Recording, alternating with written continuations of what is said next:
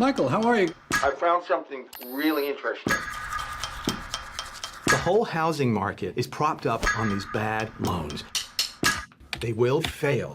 Hey everyone, I'm Danny Konstantinovic. This is Davis McCondichie. Did I say McCondichie? McCondichie? McCondichie. McCondichie, okay, there we go. And we're going to be talking about The Big Short. So do you want to describe the movie for us? Yeah, The Big Short is about the housing market crash of 2007, 2008, that kind of area, and it focuses on four brokers, four people who trade stocks and bonds, basically, in their anticipation of that crash. So let's have a look. All the banks were having a big old party. A few outsiders saw what no one else could. The whole world economy might collapse. I'm sure the world's banks have more incentives than greed. You're wrong. So I have very mixed feelings about The Big Short. I think The Big Short is the classic example of a great script with a bad director. You know, that was the big thing for me. Like, I thought the script was so witty and so clever and important because it explained such a complicated issue in such a concise way. But the camera work I found distracting, obnoxious. I don't know what Adam McKay was trying to do, but I found myself, I was angry. I was angry on 3 different levels. I was angry because I thought the directing was annoying. I was angry because the person behind me wouldn't stop talking. Oh. And I was angry because of the content of the film. Like, in a good way. Yeah. The third one is a good angry.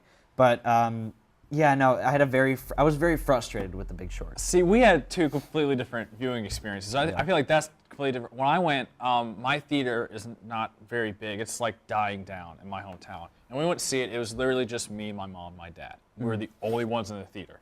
We could literally talk all we wanted in the theater. So it was nice. It was comfy. We were relaxed. And I watched it, and I like Adam McKay. And I like his style. Like, I liked the part. We talk about cinematography. I do agree. Some parts, like, it felt like his cut-ins, his random jump cuts were kind of weird. I won't disagree with that, but I'm sure if I went back, I could probably find a purpose to them. That's the thing, is I'm thinking the whole time during the movie, what's the point? And there's no point. Like, there will be a scene where Christian Bale is talking on the phone, and I get that the script is supposed to be quick and quirky, and maybe he wanted to reflect that in the camera movement, but it doesn't work. Like, there's no purpose to having a scene where someone is talking on a phone where the framing is down here and their head is cut off in the top right, and it's out of focus and shaky. Like, there's no purpose to it, and I just was so baffled and so frustrated by it, because there are so many really great moments in the script that deserve better. Like, it just, I wanted to be angry and react to what was going on, but instead I couldn't get past the camera work, and I just found it to be such a frustrating thing. See, so I had to figure out, I have up here who's the cinematographer. I was like, what else has this guy done? Just to give you an idea of why that makes so much sense, he did Hurt Locker. Does that make sense? But The Hurt Locker is good. Like, the Hurt Locker, but see, not that The Big Short's not good, but the Hurt Locker, I mean, there is shaky cam. I would say he loves shaky cam. But the thing is that Hurt Locker and movies like the Bourne movies do shaky cam and it fits. Well, and it works, There's no point to just adding shake to the camera and making it hard to see. Like, that doesn't work. And in this movie, it does that. But it's not so much the shaky cam that bothered me as much as it is just the framing of shots and the choice of where to put the camera. To me, made no sense. And I'm trying to think, maybe it's some artistic thing. Maybe he had some kind of big idea in mind, but I just can't figure it out. And it took away from the movie for me. I'll admit, when I go to see a film, I'm normally looking at that stuff. But this one, I felt so engrossed in the story that I did miss. If they made mistakes, I missed them. Because I guess I gave them credit for that. Like, I was like, oh my God, this is such an intense scene. Like, the Jenga scene and stuff. Like, I wasn't paying attention to how they framed it because I was so focused on trying to figure out, what did we do? For scenes like that, I mean, to be fair, there are times where the camera work is fine. Like, it's never amazing. It's either what it should be or incredibly frustrating. Things like that scene where, who is it? Ryan Gosling. Yeah. Wrong Ryan. Is pulling the Jenga blocks out to describe the housing market. Like, that is shot perfectly fine with sequencing, and it works, and the message is delivered. And even that scene, all those scenes where they explain a complicated financial process, those are all super well written and very well explained. But the thing is, it's the scenes in between where characters are talking or something is being figured out or like I don't know, just at random moments it seemed like Adam McKay or whoever was holding the camera tripped, and they were like, let's just roll with it.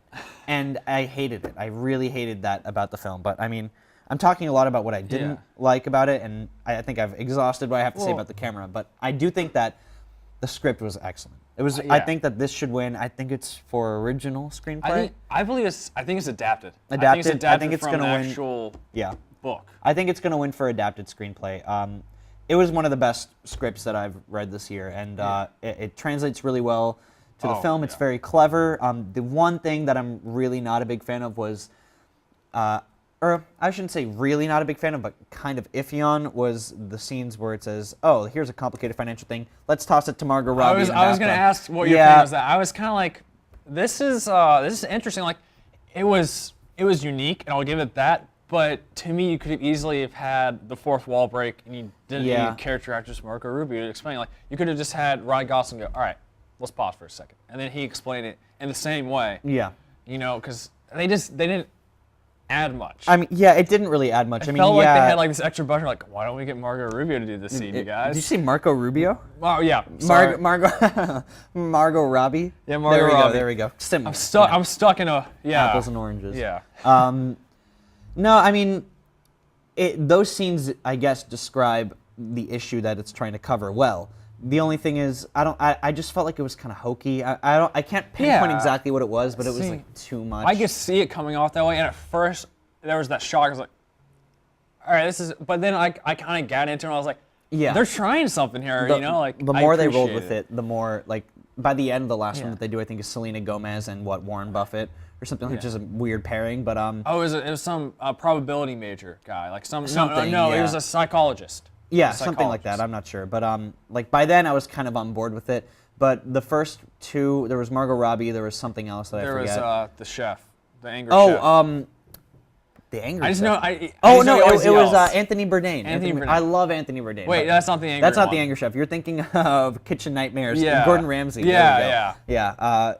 Very relevant. But no, it's fine. Yeah, like those scenes, they were okay. But I just felt like it was a script maybe trying. I felt like a big theme in this movie was trying too hard, and I think they did a really good job with the sort of in universe, I will say, bits of it, which is the majority of the movie. But those things did feel like a little bit excessive, and I think it could have done without. I think my biggest critique of the movie is so small, and that's why I appreciate this much, was Steve Carell's wig. Like his wig? Was it a wig? It looked, his hair felt looked like, so I felt fake. like he was wearing the same nose prosthetic that he had in Foxcatcher. Yeah, he felt... It was just like massive. Carell did a good job, but he just didn't look... Yeah. Like he looked fake. How do you feel about the Best Actor nomination for Christian Bale instead of Steve Carell? That's what blew my mind. And that's why I was trying to... Is that Carell may look kind of plastic in his appearance, but he gave the best performance, and his character was the most invested in. Like, the shock when Steve Carell gives the line of, they knew it all along. They knew they were going to get bailed out. They don't give a crap. His delivery gives the impact. You know, oh, crap, like, it gives the weight to that revelation. Like, they could have just said, they knew they were going to be bailed out, but it was his reaction. But yeah, like he totally sold that character, and I think every actor in this movie really does a great job. Like I never saw Steve Carell and I was like, oh, there's Steve Carell playing a financial person, or there's Brad Pitt playing a financial person. Like they all really encompass that character, which is a weird thing to say because, you know, it sounds so boring, like what's interesting about a stockbroker on Wall Street, but they all did a really, really good job, except for Christian Bale, I feel like Christian Bale was another one who was trying too hard. Well, to me, I felt like Christian Bale was his character wasn't that interesting that it took that much. Like, they told Christian Bale, show up in whatever you want to wear, like, show up in relaxed clothes, and actually, you're drumming to hardcore shit. Yeah. Oh, the drumming things piss me off. That's another one where, like, the camera thing was everywhere, and it's like, okay, these are wacky guys, like whatever, Whiplash. but, like, it was infuriating. But I think the reason Steve Carell is so great in this movie is because they give him a lot to do and a lot to interact with. You don't, like, Christian Bale, to me, was just Christian Bale trying to be this strange guy. And I think the reason that his performance suffered for me was that they don't give him anyone to interact with, really, other than a few brief scenes. Like, Steve Carell is going around talking to people, interviewing people, and, you know, you see his reactions and you learn about the character. because he has those people to talk to and interact with. But Christian Bale, like his thing, it just fell flat for me, and I found that they spent too much time on him. I think the story arc that they have for him is important to the plot of the movie. Definitely. But I just feel like too much time was invested in that character who is completely removed from every other character involved. You know? Well, and it's, to me, like, the most powerful scenes with Christian Bale in them are him writing with a marker. Yeah. Like when he writes how much Yeah. like profit the company's losing, like what percentage they're worth, and you're just watching it just drop and drop and drop. And then at the very end, And then it just skyrockets After like it shuts down, yeah. 489%. yeah, I mean, It's insane. that was something that I mean, obviously, if you know the story, then like you see it coming. But even if you don't, I feel like you can tell that at the end, it's gonna be like, okay, he made a shit ton of money off of this. But I still found that to be a very satisfying payoff. I really, just talking about like sort of the themes of the movie, like a lot is brought up, like a lot of times the characters bring up the fact that everybody who's allowing this to happen is a total asshole, right? Like, oh, these people are terrible, they're letting this happen, But the thing that infuriated me was that like the people that we're watching are kind of terrible people too, because they're standing to make shit, like, I'm swearing, like they're standing to make a shit ton of money off of it. And they're not telling anyone, you know? Yeah. And I mean, there are those two guys who go to the reporter, and then the reporter is like, I have a reputation to uphold, which is another thing. But I think he's the one who ended up writing the book too. That reporter? I think that's why they included his name. What a douche. Yeah, and that's why I like saying is, to me, they're not. This is the movie Wolf on Wall Street should have been. I never saw Wolf of Wall Street. When Scorsese made Wolf on Wall Street, he intended to kind of be to show there's a new kind of evil in New York. It's not about gangs. It's not about prostitution. It's Wall Street. This is where the evil lies, in these stock markets and the banks. Yeah. This is where the evil is. And you like Jordan Belfort too much. Like, Jordan Belfort did illegal stuff and he got arrested and you never hate him. In this movie, these guys, you have a hard time cheering for them too, because there's the one scene where they're dancing, you know, and Brad Pitt goes, millions of people are about to lose their homes and you're dancing to it. And like, I see that and I'm like, okay, yes, it's true and they shouldn't be celebrating, but why don't you do something about it? Like, why don't you let someone know? And I get that, you know, that you can make the argument that it's hard, like one man against the system is a difficult thing to do, but I at least would have liked to see more of them trying, if that even happens. Well, you see Steve Carell try. You see Steve Carell at the end, if not try, like at least struggle with it and say like, the guys, like, we need to sell our swaps or whatever. He raises his hand and he's saying, you're killing us. You're killing this housing market. At that conference, and then he walks right out, which is great. But I'm talking like the scene at the end of the movie, like after shit starts happening really quick with the collapse, and then Steve Carell is just sitting there like on the phone with his partner, and his partner's like, we need to sell now or everything will have been for nothing. And he's like struggling with the fact that if they were to do this, then they would be no better than everybody else who let it happen, because they're just making a ton of money while everyone else is falling down. And I would have liked to see more of that, like more of them struggling. The conscience of them, I see what you mean now. Not them, but their own inner monologues of how can I do this. But see, that's the other thing is, Ryan Gosling's character is the narrator. Yeah, and he he's so give good. a crap. Like he flashes his check and goes, "I know what you're thinking. I'm a terrible person. I don't care." Like, and that's fine with me, because that character is in it for the money, and that's clear, and he runs with it, and it's very funny. Like, Ryan Gosling is so good in this movie. I thought he was hilarious. Like the scene where he's in the bathroom and he's like, "What'd you hear?" Like, so funny. And I'm okay with a character like that when the intention is made explicit at the start. But with a character like Steve Carell, or even those two like sort of startup guys, I forget their names, and Brad Pitt's character, it's like you see them constantly expressing frustration with the system and the fact that this was allowed to happen, and yet you continuously see them not really do anything about it other than yell at other people to feel good about themselves. And I really just wanted that sort of internal conflict to be brought out a little bit more.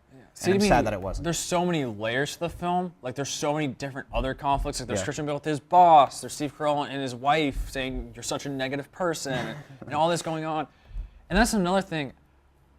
And this is where I think the cinematography really succeeded. And there's this powerful moment when he's talking about his brother jumping.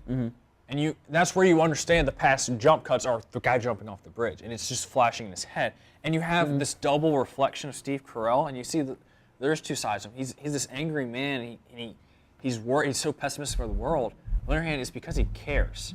And it's because he's seen, what happens when he doesn't, But when he steals the guy's cab and stuff, like none of them, they all have these. To me, like they lacked redeeming qualities. A lot of them did. A lot of them did, yeah. But you know, they all like I don't think enough can be said about the acting. Like the acting was spectacular. It was the actors are super witty. They really like dive into the character, and I loved to like every interaction between characters. I loved because it's all so clever and so funny, and these characters are so well realized and played by the actors.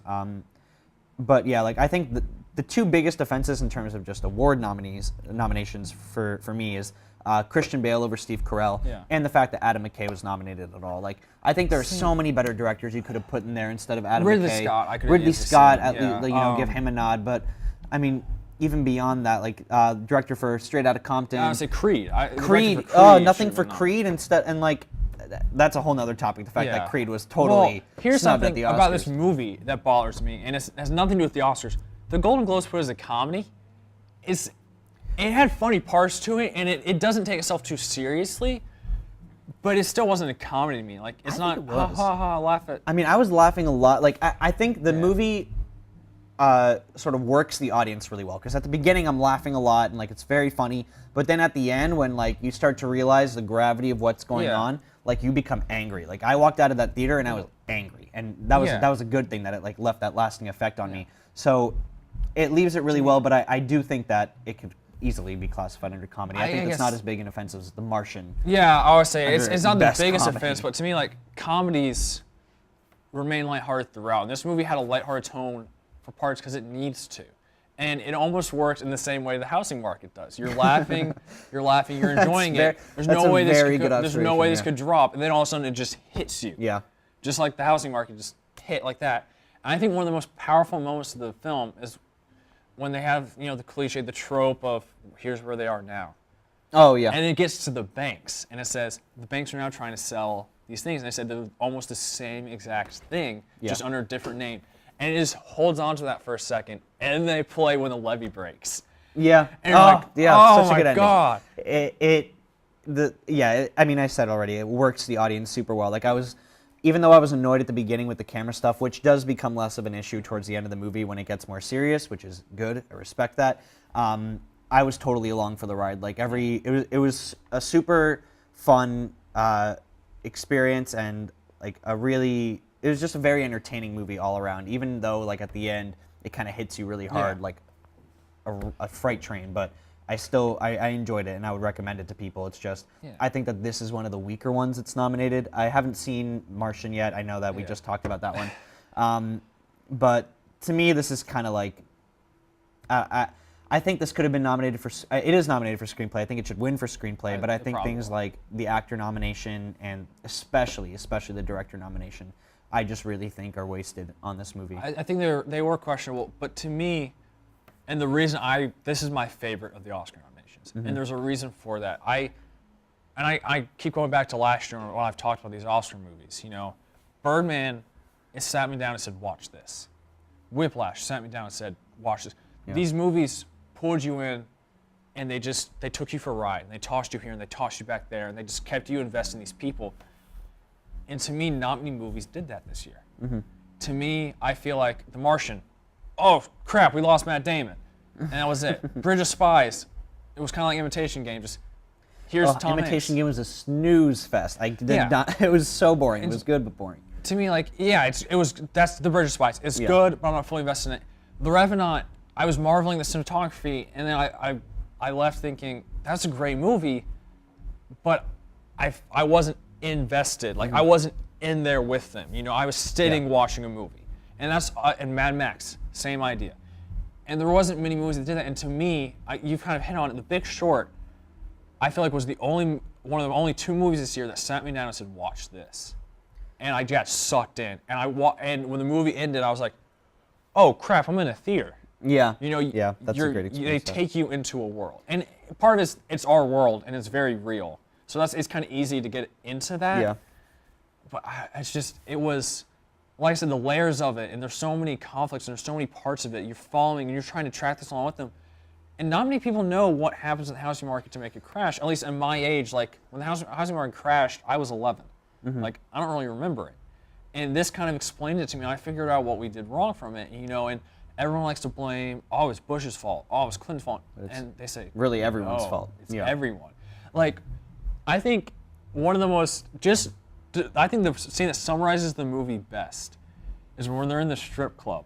And Steve Carell's talking to the stripper, and she goes, "I have 3 houses." Yeah, that scene was great. And he's good. in a strip club, so you're out of an element completely. You're like Donnie that's a really and Big great scene Lebowski. for the character too. It's like Yeah. this guy's in the strip club, and of course he's talking about finance with the stripper. Yeah. So it's really really good. I like that scene a lot. But like talking about sort of favorites, and not to get too deep into the nominations, but this movie was one where I came into it really wanting. Like, first of all, I didn't really know what this movie was about going in. I just knew it was ensemble financial movie. Didn't know the topic, and it was one where I found myself really wanting to be completely absorbed by it, but I couldn't because of things that distracted me, like the camera work or those scenes where it's like, technical aspects really killed this movie for me. At least for the first for 75% of the movie, I was just kind of annoyed at what was being done by the director and the cinematographer. But movies that like I was very aware that it was in a theater during this movie, and I do want to go back and watch it again without a person behind me talking. But for me, The Revenant and Spotlight were movies that really gripped my attention and pulled me in, because like during The Revenant, I was curled up into a ball and felt cold, and during Spotlight, I kind of like I was in this movie. I was super frustrated and angry, and like, how is this allowed to happen? And The Big Short was one that left me wishing that I could have had that same experience. So just like my final thought on the movie is that The Big Short is a movie that is important. I would recommend it to everyone who doesn't really know what happened during the financial crisis of like 2008, 2009. Definitely go watch The Big Short, because it's a really great explanation for what happened. But in terms of like its quality as a movie, I can't really say that it was like a spectacular. It was good for me. See, I guess my final thoughts would be it's the best movie of the year to me. That's a bold The statement. power it holds, and it's a powerful topic.